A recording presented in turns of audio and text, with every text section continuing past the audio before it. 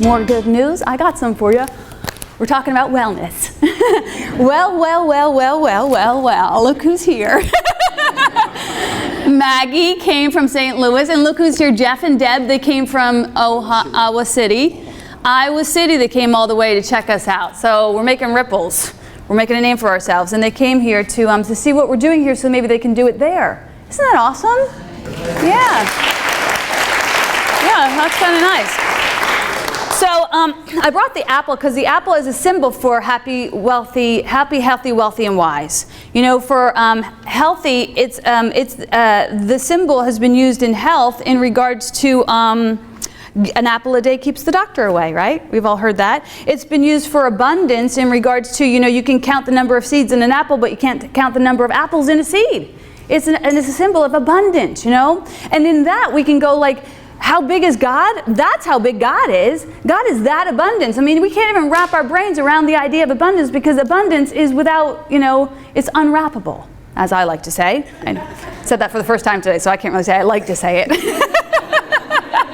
But I'll be repeating that.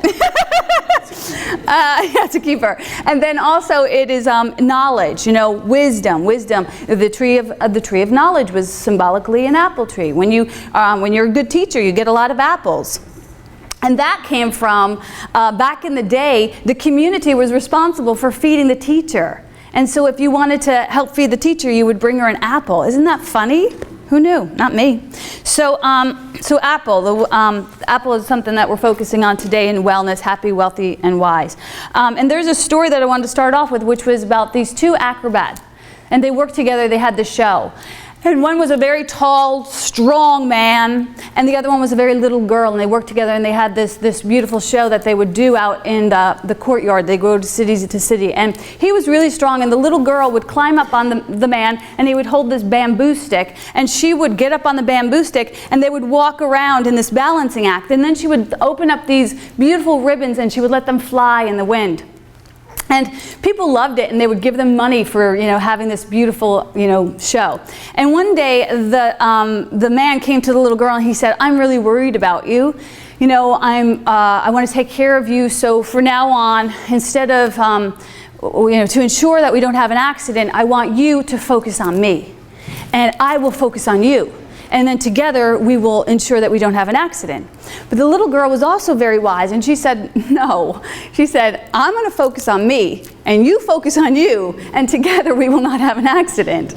And when we talk about happy, healthy, wealthy, and wise, it's important that we start off with our own well-being, to focus on ourselves, because we can only be as helpful and healing to another person to the degree that our wellness is ensured. So self-care is the beginning. It's the beginning of all care, is self-care. And we don't always talk about self-care, you know? So we're going to talk a little bit about self-care today. When we talk about wellness too, we think, oh, happy, wealthy, healthy, and wise, that we have physical healing, that we have financial health, that we have mental health. But all of these things aren't just the whole picture of wellness. The picture of wellness is when all of these things work together in integrity. You know, a while back we talked about competition and collaboration. So it's competition versus collaboration. And collaboration is where we can have a greater idea of strength and wisdom. And integrity is like that. Integrity is when we take all of this, the parts that seem to be separate, and we bring them together in one holy place. And that's how we have integrity. And when we talk about integrity, we're talking about something that we would call the law. You know, the law is integrity. So the law is unbendable. It's where we show up in honesty. It's where it's greater strength. It's like that guy who held the little girl. He was the integral part of them. He was the strength. And the other part, because we have to have balance, where we have law, we need to have love. If we had all law, we would be very rigid. If we have all law, we would be very chaotic. So we want to implement the idea of love. And love is fluidity. So to have well-being, we need both integrity and fluidity. And having those two things be married together will cause well-being, vitality. Vitality is the optimal idea of well-being, right? So we can see this in any aspect of those ideas of happy, healthy, wealthy, and wise. If we're physically, You know, in our physicality, in our bodies, we have the bones, the structure. That is the integral part of our being. But within that, we also have the digestion, the elimination, the circulation. All of those things are the fluidity. These two things work together. And to ignore one would be to put us at a disadvantage. In finances, we have the integrity, the checks and balances. This is the mathematics that add up and need to be honored in an honest way in order for us to have vitality in our financial picture. But then we also have the fluidity, which is just the energy of giving and receiving without noticing the checks and balances. Like going with the zeitgeist of it, the feeling nature of it. Love is very feeling, and law is very intellectual. So even, let's see, physically, mentally, in regards to mentally, like you'll have the intellect for wisdom, say. You could say to have a well-being in your sector of wisdom, you would say, we say a lot in this society, hit the books. Go to school, hit the books. But many of us gained our most of our wisdom from hitting the streets, right? Our street wisdom. So we have to develop both of those things, hit the books and then hit the streets. So you have intelligence is the integral part, and then you have intuition, which is the fluid part. But to know that these things work together is when we start to have well-being, right? And then we could say in any area that seems to be stagnant or stuck or have dis-ease, we could say, am I too much into my integrity? Could I add some more fluidity to this? Or am I too much in the fluidity? I'm just like going crazy with chaos and love and joy and not having any integrity. When you see, when we talk about wellness, you think about a well. A well has great structure to it. It directs that water. And if a well is good, it has abundance of fluidity as well. So right there in the idea of a well, both of those ideas are incorporated into it. So it's a beautiful symbol for our holiness. And that's, well-being is holiness, right? So, I don't know about you guys, but we had a long week at my house. Take a break sometimes just to catch my breath. But we've been having such a fun time, actually. So we're going to go on and talk about the blocks to wellness. What are the blocks to wellness? Well, as blocks to wellness are the same blocks to everything else. Fear, right? So the fear that will block us from our wellness is the fear of not getting something that we want or the fear of losing something that we had. And I had a friend who told me a story just last night, and they were like, don't use this in the sermon. But they were like, I had a parking space that was designated to me, and somebody else was in my parking space, and I was going to write. And I left a note on that, and then this person was saying, I knew I wasn't in integrity, and then I went down to get the note off, but that was the fear. The fear right there is like the fear of not getting something that was mine, or the fear of losing something that I have. And all of us, I use that story because all of us can relate to it. You know what I mean? We feel like, oh my gosh, they've trespassed against me, and I need to ensure my good. I need to build a wall here. You know what I mean? And isn't that funny?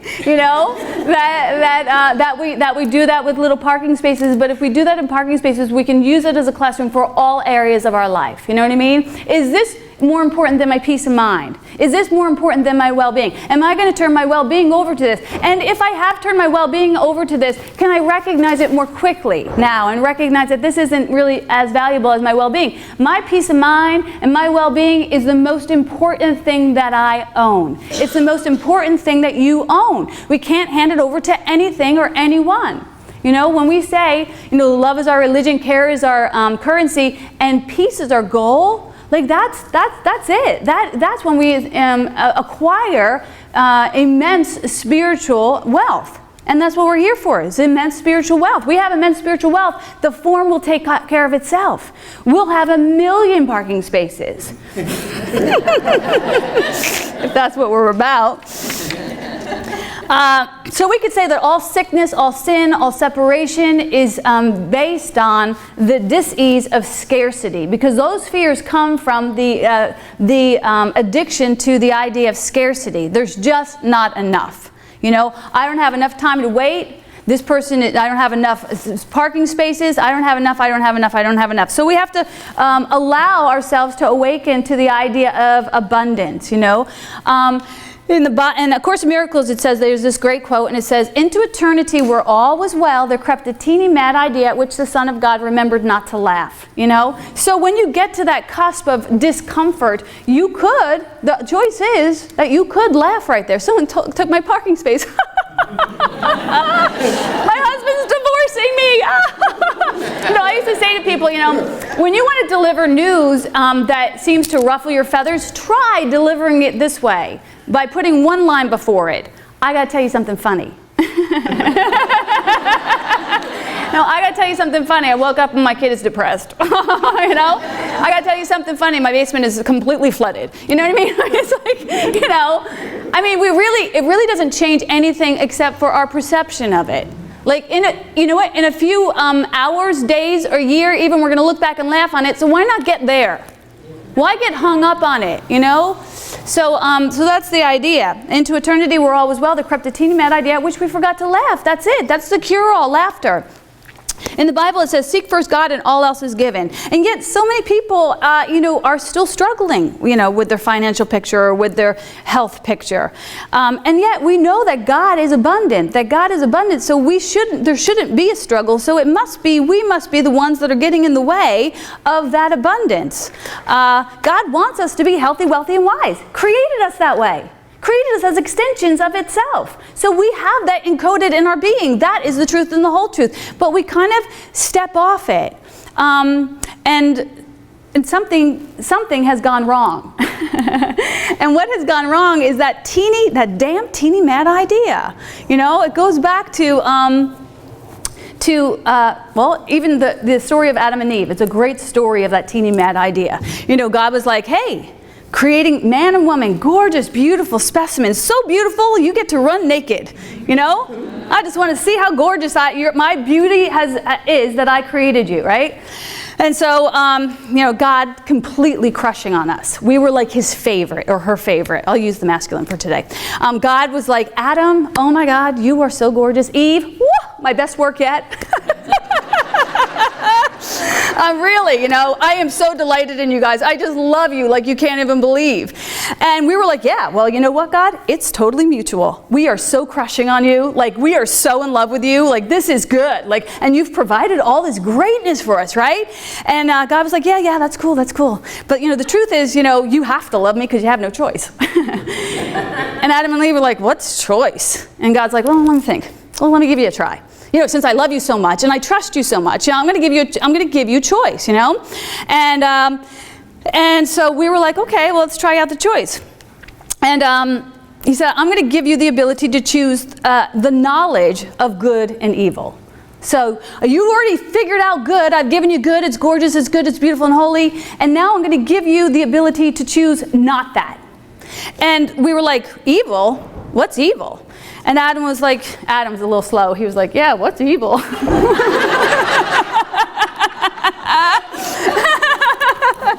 And so God was like, "What's evil?" Well, funny thing is, it's actually nothing. It's nothing really. Evil's nothing really. And literally, it's nothing. It's just the absence of everything else that's good. And we were like, "Well, why would we want that?" And God's like, "Yeah, I know. I hope you don't. But, well, I'm going to give you the choice to have it anyhow. I mean, I'm giving you everything, but like I said, I trust you guys that if I give you this choice thing, you're not going to take it, And we were like, "Yeah, because we wouldn't, We totally wouldn't do that." So on the 6th day, God created, man and women and agreed that it was good. And we were like, "Yeah, we are good." On the 7th day, God rested and we took a detour. And we were like, "Hey, Adam, what about this tree, I mean, come on, we should at least figure out if we like it or not, right? I mean, it's there. We've been given the choice. Let's take the choice, right? We've gotten all this good stuff. And then as soon as we get the good, as soon as we get the taste of this idea, just the knowledge of that there's something else outside of God that's nothing, all of a sudden we're painfully aware of every imperfection that's not even real. Because everything that's God created is perfect. So we're painfully aware of every imperfection, and we're like, "Holy shit, I need a bigger fig leaf." My ass is huge. And Adam, what up, A few few sit-ups wouldn't hurt, you know, and morning breath, have you heard of it? And your bedside manner, and you're kind of grumpy, and all of a sudden we can't turn back. All we're seeing are these imperfections. And we get addicted to the imperfections that we made up. And God's like, damn, why did I give him that choice? But because God was so good to give us a choice, it's freedom. We couldn't actually know freedom without that choice. You know, and so with our own children, like imagine if we were so controlling. Imagine if we had a God that was so controlling and didn't trust us with choice. But the good news is that any given moment we can choose again. You know, no matter how far outside the Garden of Eden we've gone, we can turn back, and we know the way back. It's the way of love. It's the way of ease. It's the way of grace. It serves us and it serves everyone else, you know? So, and we don't have to come tired and weary and guilty. You know, that's just nothing that God wants to see. You know, we're like prodigal sons to God, and as God sees us coming to the door, God's like, oh my God, you did it, you got back. I'm so happy. I saw you, I gave you the choice, and then I was like, oh shit, they went the wrong way. And now look at them, they're like lost, you know. And then we come out and they're like, oh, you're back, you did it, you made it back. God rejoices in that. I mean, that's just so beautiful. So, and that's wellness. You know, we come back to the well, we get fed by that well. The only well that can actually feed us, you know, is this love of God.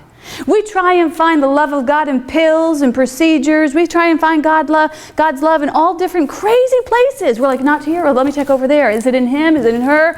You know, we're just placing God's love in all the wrong, looking for love in all the wrong places, when it's only in that one place, which is God.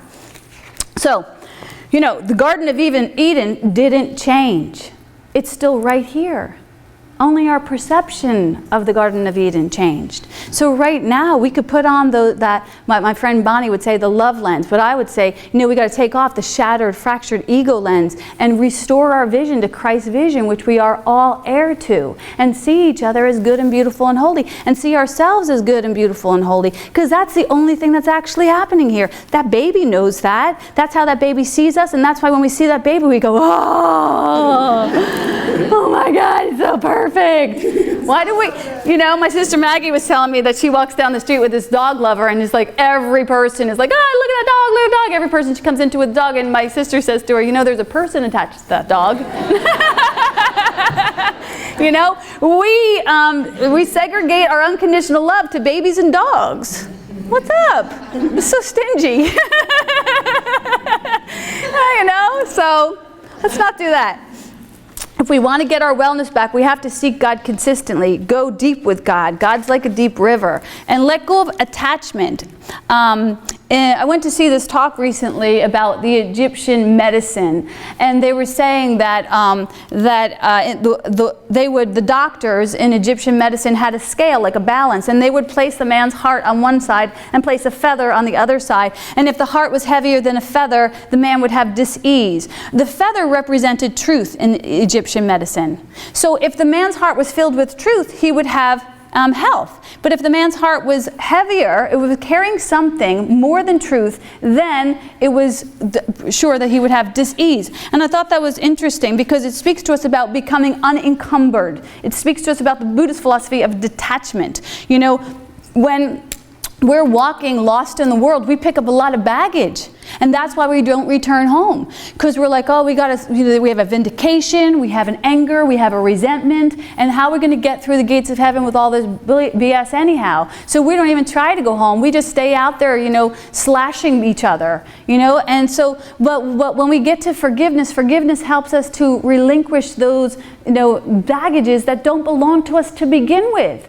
Those are the blocks to love that prevent us from getting to the kingdom that's right here. And all we have to do is to let go of it. And I know for many of us that letting go seems like a big thing, but hey, you're on the path to it. So just know that as you continue to do what love would have you do, the rest of it gets eroded. Every good act fills up and brings you closer to that complete wellness.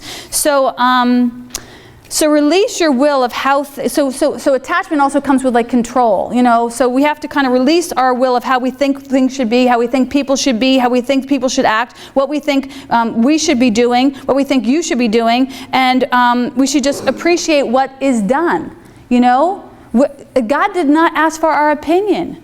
God said, this is the day that I have made for you to rejoice and be glad in. It's good, beautiful, and holy. And we're like, can you add a little salt? And I don't know if you got this one right. You know, he needs to go back in the cooker. You know, and that's our separateness right there, our opinions of each other, you know what I mean?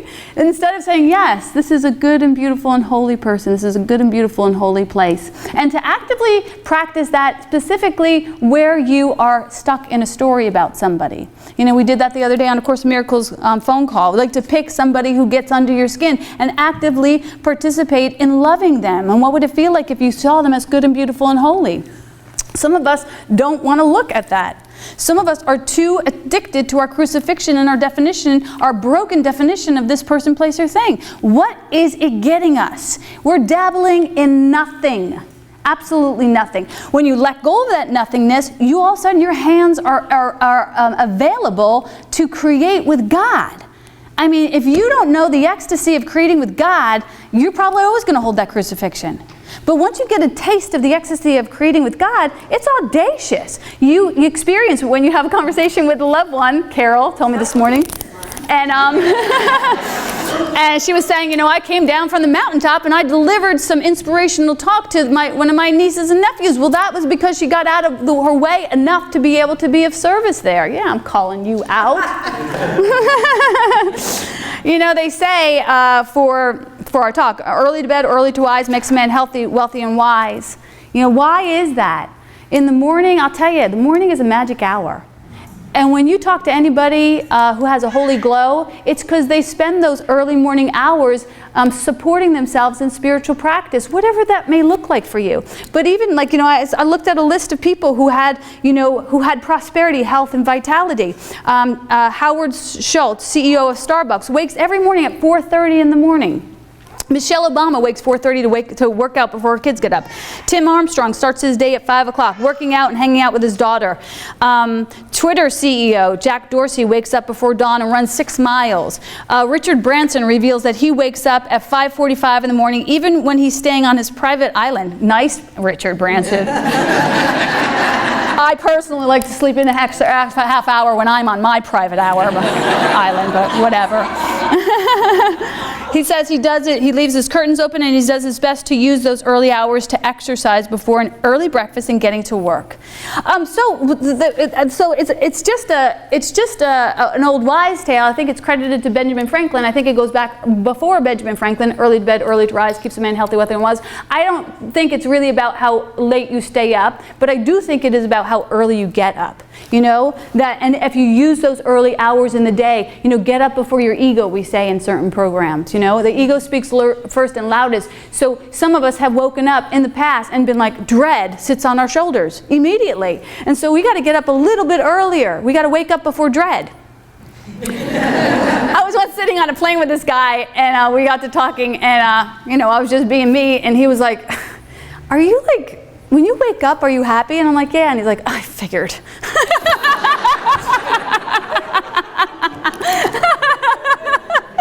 I thought, wow, my happiness pisses him off. All right, whatever. There were some really beautiful quotes from Martin Luther King. And when we talk about wellness, there was one that I was thinking about was to start implementing wellness takes faith. And he says, faith is taking the first step even when you can't see the whole staircase.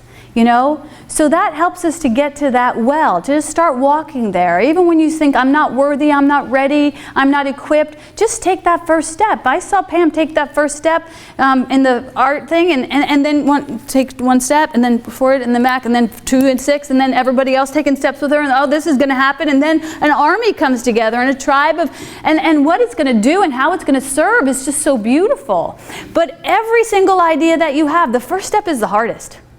You know, so just know that, you know, and when you have that first inspiration and that first step, make sure that you share that with somebody who is 100% on your team. You know, somebody who's not going to say, it's not going to happen, shut it down. You know, because we have enough of those people. So really be sure to plant that intention, that seed in competent hands, what I like to call midwives.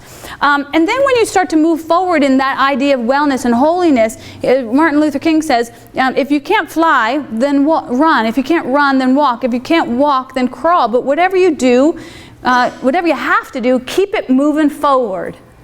You know what I mean? And so a lot of times we'll have that first idea and well, this is good, and then, you know, we'll get, oh, I don't know how to do that. I've never flown before. Well then, you know, just do what you can do to move it forward. Vitality is about movement, you know? And so that's a really key ingredient in our wellness is movement.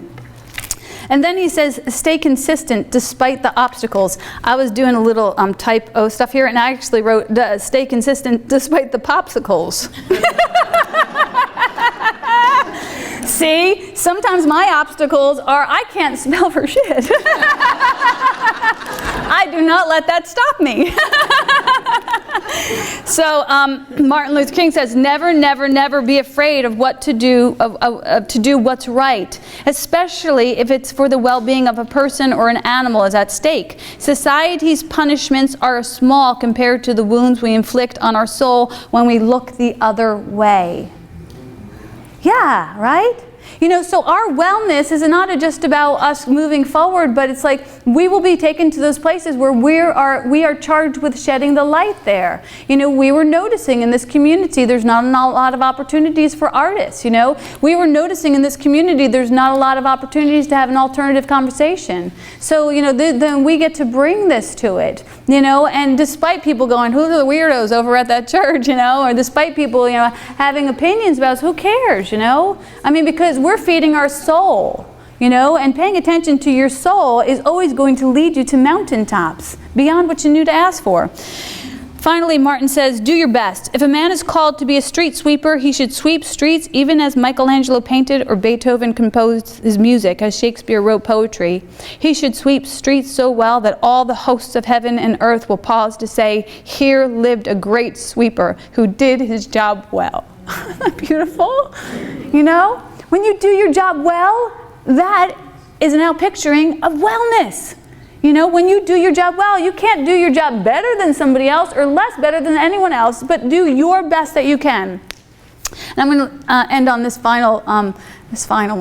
Yeah, Martin Luther King says, even if I knew that tomorrow the world would go to pieces, I would still plant my apple trees. Isn't that great? That's a word. So what do you think? I would love to hear from you. Leave a comment below, or you can go ahead and sign up for our newsletter at speakeasyspiritualcommunity.com so we can keep the conversation going. Because Speakeasy is all about engaging in engaging conversations. Everything is better when we all share our voice. I'm Maureen Muldoon, your spiritual vixen, reminding you to love more and fear less, and don't forget to laugh. What do you say?